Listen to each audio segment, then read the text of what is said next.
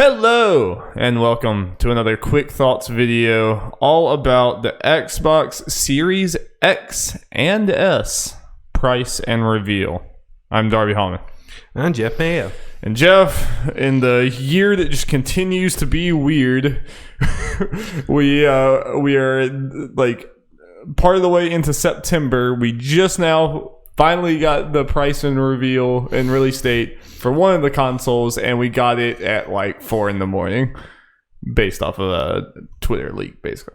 Yeah, it's the funny thing where, like, I think it was Jez Cord or it was who? Sorry, I'm blanking on their name. What, the person who leaked it? Yeah, it was. Oh, I'm not sure, to be honest. Dang it. Well, that leaked price, it started with the S, and then Xbox just went ahead and was like, all right, screw it, we're going to do all of it. And we did learn that the S is $299.99, the X is $499.99, and both of them are coming out on November 10th. Yes. Yep. So yeah, kind of that just started from a Twitter leak, and Mike said, like, yeah, fuck it, let's put all this stuff out. And Phil Spencer confirming that they were going to announce this next week. Yeah, and I appreciate how kind of, just human and just like how Xbox has just kind of owned up to it. Like the tweet with the whatever, that meme image or whatever, it was like it was good. It was like you don't usually see big companies, like, because someone had to approve that meme being posted. Like, someone couldn't just do that.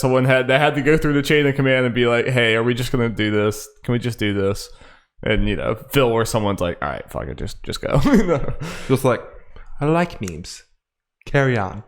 And I appreciate that. I mean, that's you don't really see many companies that flexible. But what this tells me is that Phil or someone, like, the team has lots of leash. Like, Microsoft is not like holding them tight. They're like, I think the Xbox team has been given free reign to be like, however you want to reveal this console, do it. And that's how you're able to have a leak and then within a few hours say, okay, we're just gonna move our plans up and do this. Yeah, they definitely had to go out with chain command because like I said, the S originally leaked, and yesterday they were like, okay, here's all the shit, release date, price, whatever. It's like, okay, well, might as well go tell us the X, because we have, unless you're doing something weird, the X is coming out that same day. Yeah. We can pretty much guess the price based on that, and it was exactly what we thought. But like with this year, we could have gotten that S reveal, and then it's like, all right, you still got to wait 3 weeks to find out about the X, and the X is the same day. I'm glad that they were just like, all right, no. Yeah. Here's all the cards on the table. So I guess we should probably talk about the actual substance of what we learned here. Yes. And that $299.99 pretty nice price point, I must say. Pretty nice. Pretty nice, yeah. Yeah. I think that is a very competitive price point. Yep. Do you want me to go read off some of them facts for the S? Sure. A bunch of numbers that won't mean much to us, but I'll be interested to see what other people say about it. It's all digital. We figured from all the leaks then. Yes. It's 1440p at up to 120 frames per second, DirectX ray tracing, variable rate shading, variable refresh rate, ultra low latency, custom 512 gigabyte solid state drive, 4K streaming media playback, 4K upscaling for games, and it is 60% smaller than the Series X. So it is small. Very small. Which is, the main consoles are going big. Also, if people are interested, I'm not going to read off all this shit because it's not going to mean much to anything to me or Darby, but there is an actual chart that compares all the CPU, GPU, and all that shit between the S and X. Yeah, and overall from what I've seen, it seems like it is comparable enough to be a viable next-gen solution. Like it is an upgrade from what we have this generation, but it's not obviously as powerful as and stuff. I mean, maybe down the line it starts to have the same problems that I'm having on my PS4 right now, like playing games like Control and Jedi Fallen Order, where it's like, yep, this is obviously not tailored for this old 2014 console that I'm playing. Like, you might end up having those problems, but at least out the gate in the first few years, it seems to me like the S would be comparable enough with the X to not, for the vast majority of people, to not be a big deal. Yeah. And because of that, I mean, we've been talking this race between Microsoft and Xbox has been very Microsoft and Sony. Yeah. No, they're at a civil war, Jeff. Xbox and Microsoft are different brands. But Xbox and PlayStation, because they're kind of going for two different things. But PlayStation obviously has the leg up as far as where they're going to sell hardware just from having the exclusive games and everything, and Xbox is putting everything on everywhere. So that's been kind of an interesting dynamic, but PlayStation definitely always had the better side of that for, I would say, all levels, like hardcore and casual and just everyone. But having something that is at least, I would have to imagine this $299.99 is at the very minimum $100 cheaper than what the PlayStation is going to be. Yeah. Potentially $200 or potentially $300 if it goes all the way to $600. Well, yeah. Well, I don't think it's going to be $300 as far as like if we compare the cheapest for each one. Yeah, the most expensive, I think we can agree, the digital PS5 will be is $500 less than a $600 regular PS5.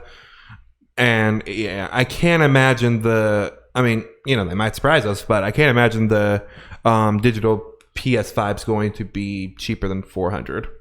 Yeah, no, I don't think so either. Yeah. And we both agree, like max $100 difference probably for the discless versus the disc PS5.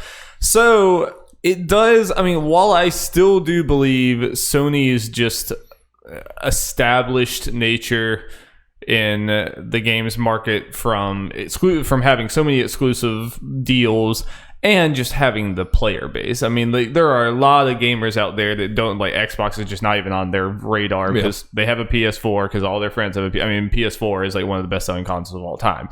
That helps you going into PS5 because a lot of people are just gonna, I'll just get the new PlayStation. So I still do think PS5 is set up to be the better seller of this overall. But Xbox is positioning themselves. I mean, it's getting more and more like I can't imagine these new Xboxes not being competitive because you now have Xbox Game Pass, which we're about to talk about later, is becoming more and more of enticing. The Netflix of gaming. It's becoming more and more of a just you have to buy this thing. Yeah. And not only do they have that, but they also are undercutting their competitor as far as like actual hardware. Because like we said, PlayStation's not going to match that $299. It's just not going to happen. So yeah, I struggle to see how Xbox is not going to Xbox is going to be around. Xbox is going to be competitive in maybe a different way and more competitive than they were this generation. Yeah, I have to imagine at this point. Yeah, I have to imagine so too.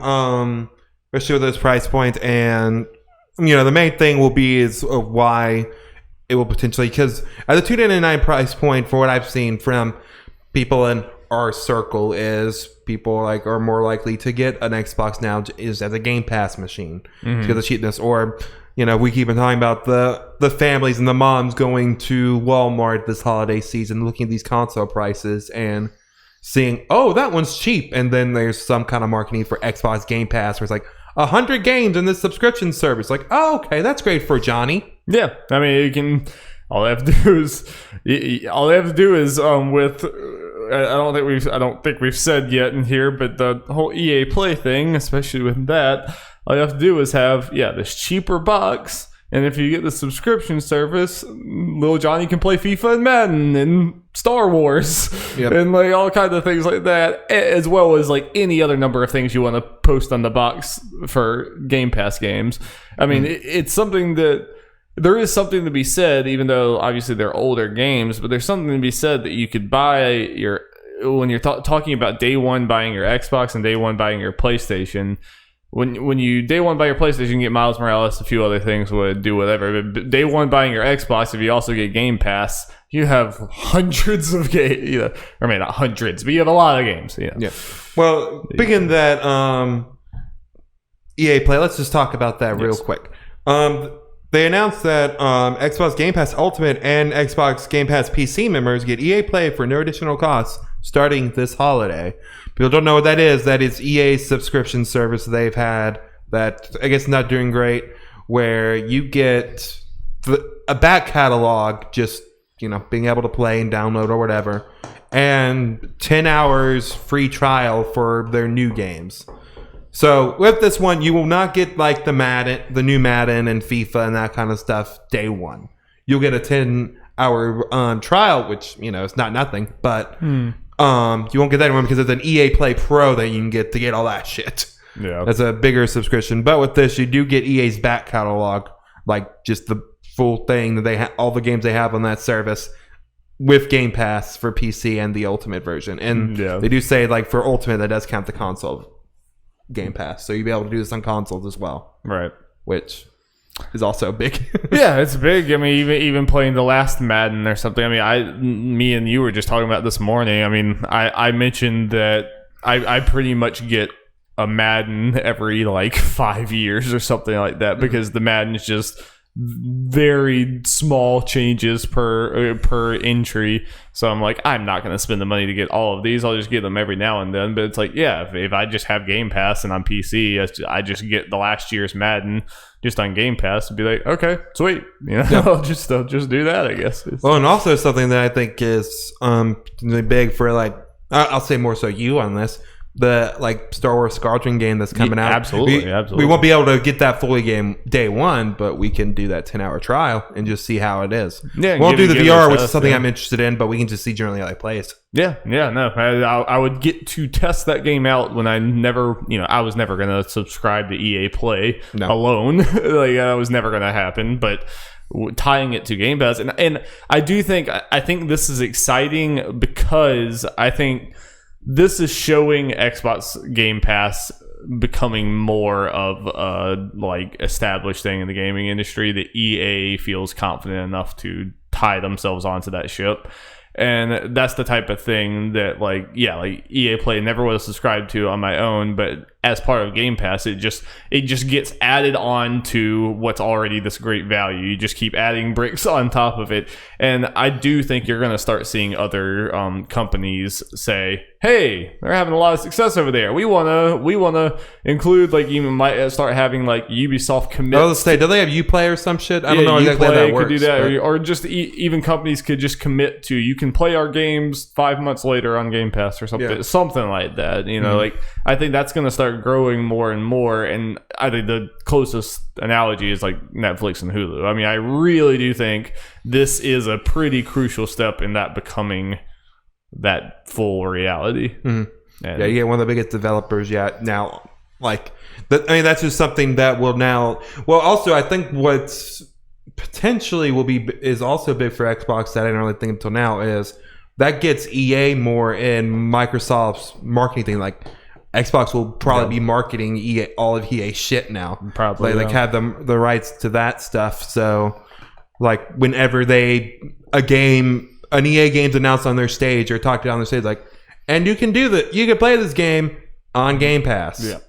They'll have to do little stuff like not right away for the new shit, but that'll mean something when something big, like when the new Dragon Age is announced. Like, you can try this for 10 hours when it first comes out on Game Pass. Yeah. It is interesting. Like, this is spinning off into a completely different conversation that maybe we shouldn't have here, but it's like, I do wonder, does eventually gaming become like the music industry or the streaming TV industry where no one ever buys shit? It's always like you have things on the subscription service. Do you think gaming ever ends up there? I think there's a chance. It depends, like with Game Pass continues what it's doing, and then like some other people following suit. But it's a weird thing, just because games are so different and all that, that it could go like any way depending on it. Like, people may not want to do because games are so much more expensive and everything. Yeah, people will look at it completely different how they do this stuff. I don't know. It's weird. And I still feel like Game Pass has to be operating at somewhat of a loss just because it's too good of a deal. And I think it's one of those, they're making an insanely good deal to get people on there. And that's kind of the strategy. And obviously, like, they're a business, so they've analyzed this shit big time. Is they're just looking at it as like, okay, at least at some point, if not now, we're going to be making a big profit off this if we continue on this trend. Well, and if Xbox had just played this straight, they would have just lost this next generation, no question. They had zero chance.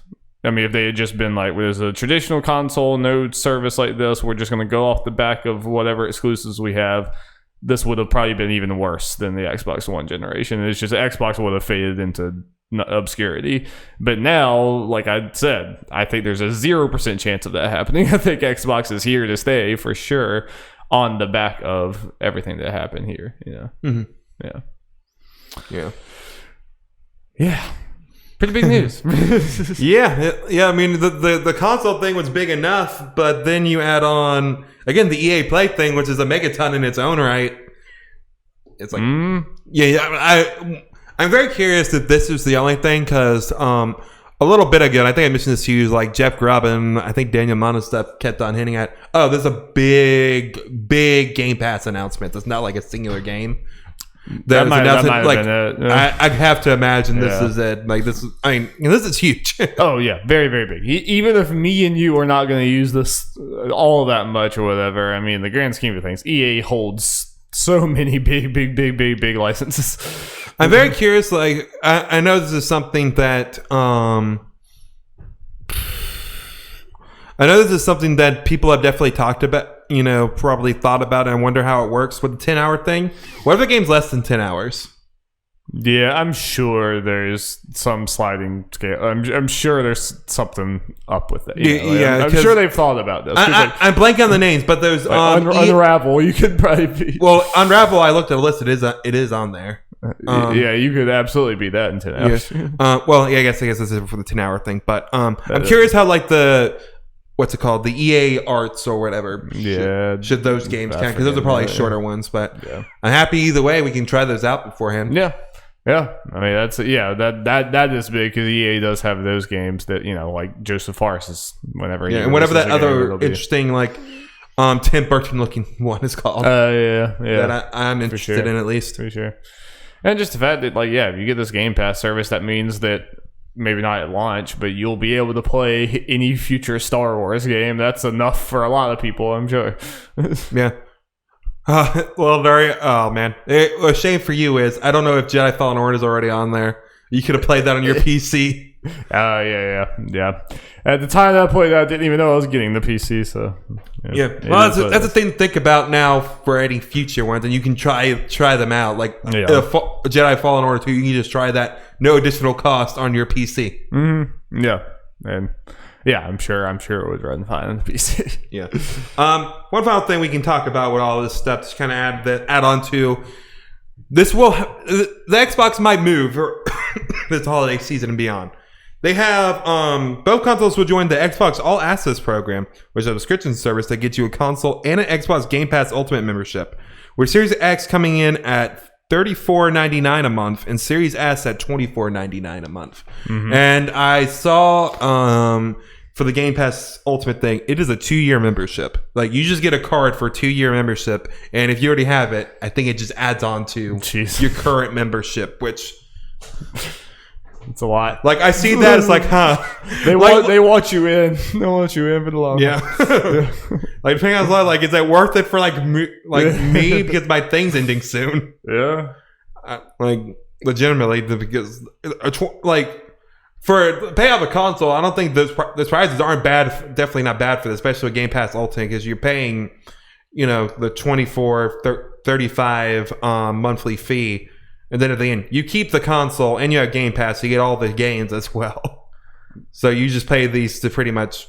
Yeah, how much more is it than if you just bought that stuff outright? So, I'm not sure for how many months it is, but let's say for Series S, if you do that, let's say you get Ultimate regularly, that's $10 more a month for the console. Yeah. Than for Game Pass Ultimate. Okay. Yeah. No. I mean, I think that all of these consoles are big purchases. I think this should be offered for all of them. I wish that Sony would do this too. I will say if they do pull something similar, obviously Game Pass won't be involved, but this kind of thing I'd probably opt for that. Yeah, I mean, they should do it, especially in the middle of a pandemic. That would be a way better financial option for a lot of people. And phones are comparable cost, and they've been doing this for years. I think it's a smart thing.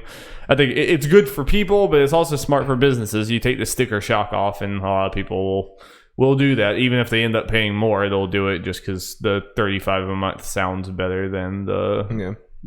For a lot of people, it's better just paying a little more a month than just doing all at once. Yeah. Especially right now. Yeah. So. Yep. Yes, I hope Sony does something similar to this, but.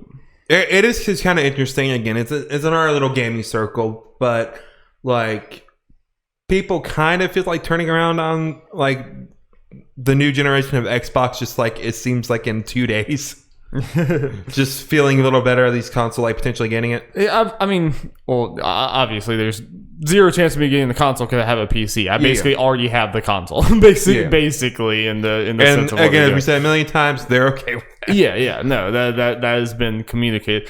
I still think the Xbox marketing has been odd because like that showcase still felt like they were trying to do a traditional showcase, even though everything else that they're doing is going more towards the we are a dope ass service and everything. So I still think they are a little confused with their messaging, but ultimately I still think it's going to work. Ultimately, this is no longer a cutthroat strategy of like we're going to Sony and Microsoft trying to take each other down, even though it's a little less of that and more of trying to exist in two different lanes.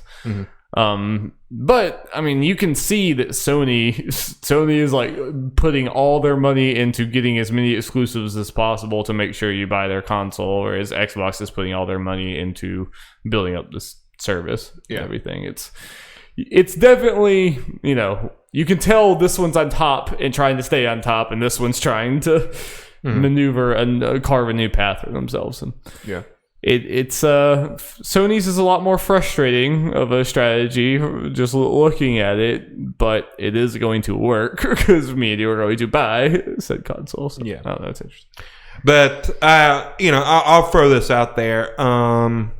Just with all this going on, like just because again my laptop and everything, I have no reason to get the new Xbox. Yeah, you should not get it. No. I am not. But with that said, if I didn't have this, I feel a lot more strongly that I would get at least the Series S at some point. Just with everything. Yeah. Just to have access to Game Pass and all that. Yeah.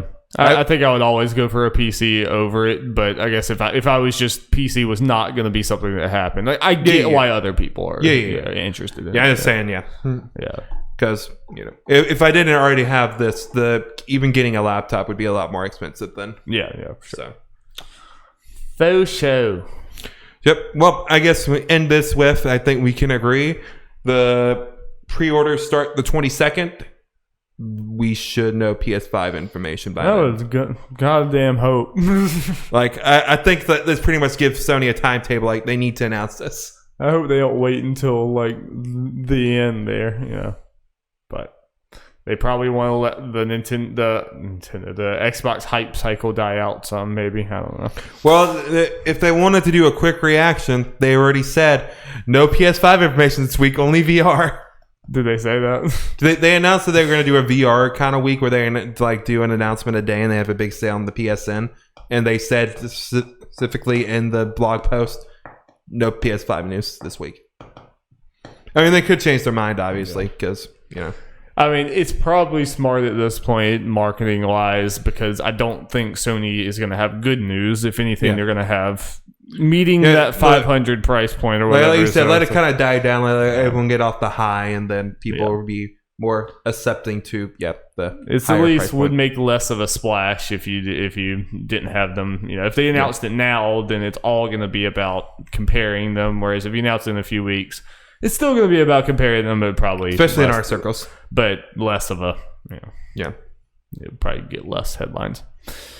But no matter what, I mean, that Sony price reveal is not going to be a yay Sony thing. It's going to add, it's probably going to be, I expect it's going to be on par with X, but S is always going to be undercut. Well, the difference is like this is for the Xbox, it's like kind of finally like, oh, you're doing good stuff here at Xbox. For Sony, it will probably be straight up finally, and not really much else. No, yeah. That's true. Well, thank you guys so much for watching this. You should check out youtube.com/nerds@large, where we also posted a quick thoughts for the Hyrule Warriors Age of Calamity trailer, as well as the Mario Direct that included the 3D Mario All-Stars and 3D World? Not Land, right? World. Land's the 3DS title. There's 2 different games that are 3D something. It's They did that on purpose. So check out all of that. Check out the last episode of Nerds at Large Gaming Podcast, where we did our summer 2020 betting results. See who won, see what punishments are going on. It's a good time. Subscribe to Nerds at Large Gaming Podcast for weekly. It posts on Monday, all the gaming talk that your heart desires. And that's about it. Until next time. Stay cheesy. Stay cheesy, my friends.